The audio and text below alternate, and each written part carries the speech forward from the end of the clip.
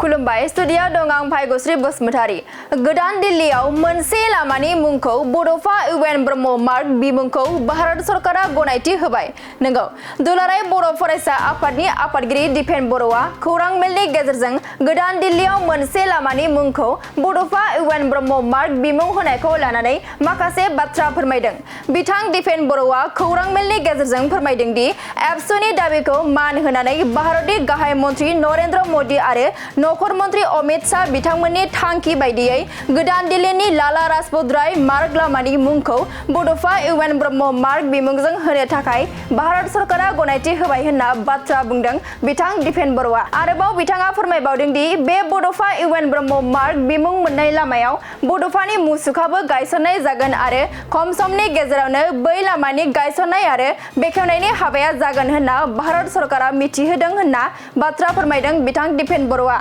बेनि अनगायैबो एबसुनि आफादगिरि बिथां दिपेन बर'आ खौरां मेलनि गेजेरजों मा बाथ्रा फोरमायखो फै जों आबुङै खोनासंना लानि। गाहाय मन्त्रि नरेन्द्र मोदी बिथां, भारतनि नखर मन्त्रि अमित शाह बिथांमोननि थांखि आरो डिसिसन बायदियै मैया जोंनिसिम मोनसे खौरां सफैदों जे लाला लाजपत राय मार्ग कैलाश कल'नियाव थानाय जे मेन रडनिफ्राय जागायनानै इउ टार्न लानानै आरोबाव लाला लाजपत राय मार्गआवनो ओंखारहैफिनगोन गुबुन मोनसे दिगजों। बे लामानि मुंखौ लाला लाजपत राय मार्गनिफ्राय जागायनानै आरो बे रडआवनो कानेक्टिं जानाय इउ टार्ननि बे इउ शेपनि जेराव बड'लेण्ड हाउसआबो बे साखाथियावनो दङ, बे लामानि मुंखौ बड'फा इउएन ब्रह्म मार्ग बिमुंजों होनो थाखाय भारत सरकारा एप्रुभेल होबाय आरो लोगोसेनो बेयाव बड'फानि मोनसे मोजां स्टेचुबो गायसननाय जागोन।